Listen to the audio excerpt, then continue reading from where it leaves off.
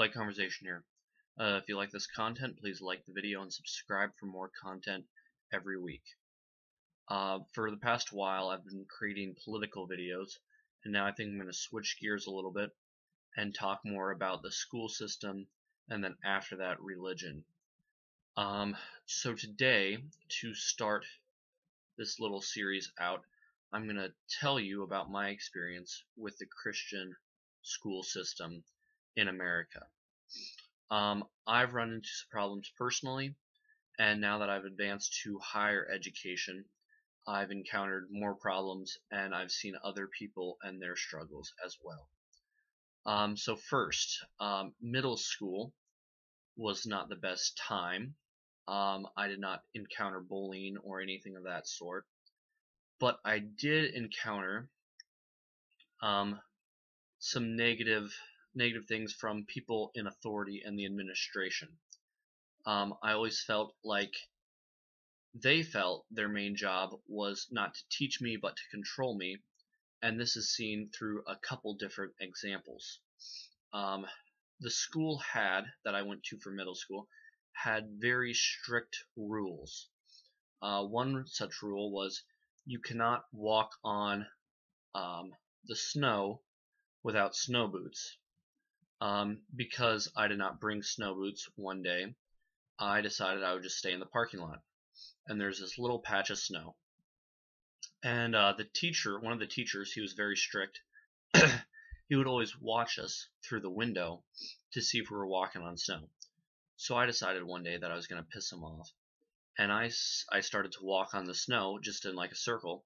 And when I came in from recess, he asked me, he's like, I saw you walking on snow over there. Do you think everybody has to listen to the rules, but you don't? I'm like, no, nobody has to listen to the rules. And that kind of pissed him off a little bit, so he emailed my parents. Another incident, I was doing a similar thing, and I was in 6th grade, I think, and she was a 2nd grade teacher. And so she brought me inside after recess, and she was telling me that I'd have to write on a sheet of paper, I will respect authority. Now I've said repeated times to the teachers that I don't think they are authority. They think the Bible somehow granted them specifically in their profession some kind of overall authority over their students, but I didn't accept that, and that pissed them off a little bit. So she wanted me to write, I will respect authority.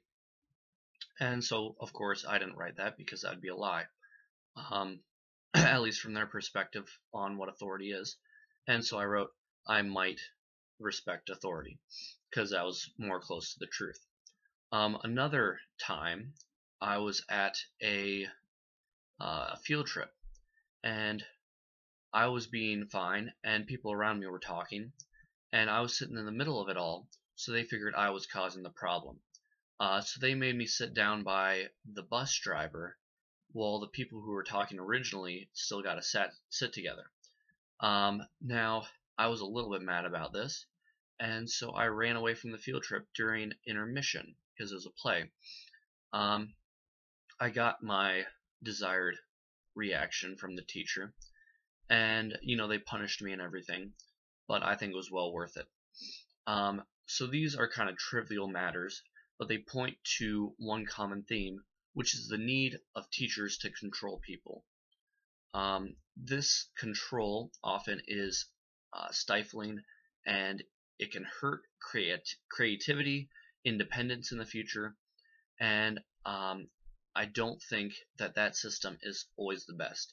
I feel like in the Christian school system, they often abuse their beliefs and the Bible and twist it in a way so that it means what they want it to think. They twist it in a way so that they're on the top.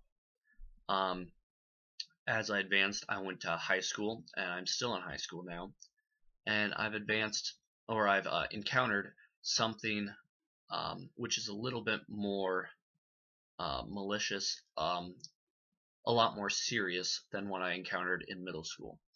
There's still the same authoritarian view, same need for control in the teachers, but there's also kind of overall policy which is extremely discriminatory and is not helpful at all.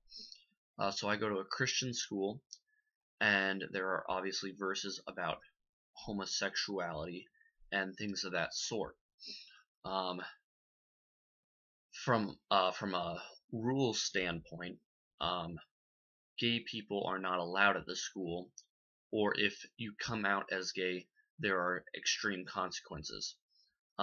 My brother came out, and he was not allowed to go to his graduation, and I don't think he was allowed to go on his class trip. In addition to this, there's another example. I don't know for sure. Nobody really talks about it. Nobody really knows what happens. Only the people in the administration know. But another kid got kicked out either for saying he was gay or something about his religious beliefs. I think it was the first.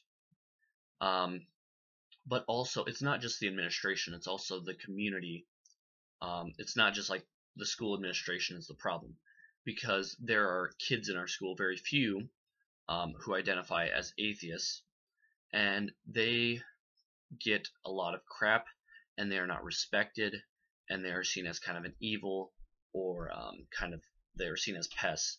In the same way with differing political views, I don't think that, at least in my experience, the Christian school system has done a good enough job of accepting people from other groups. I don't think they have created a very healthy forum for discussion, because only one idea or group of ideas is allowed to be discussed. They see differing ideas as a nuisance and not as a way to learn. Instead of actually directly confronting arguments from other groups, they tend to just indirectly cue off to the students that these groups should not be treated with the same level of respect. For an example, atheists. We're not taught to combat them point by point. We're more taught that you're going to encounter these people and you got to stay strong in the faith. They don't give reasons why we should. So these are my experiences with the Christian school system. This is obviously anecdotal, and it doesn't give a broad range of information, but I hope it helped. Have a good week, and see you next week.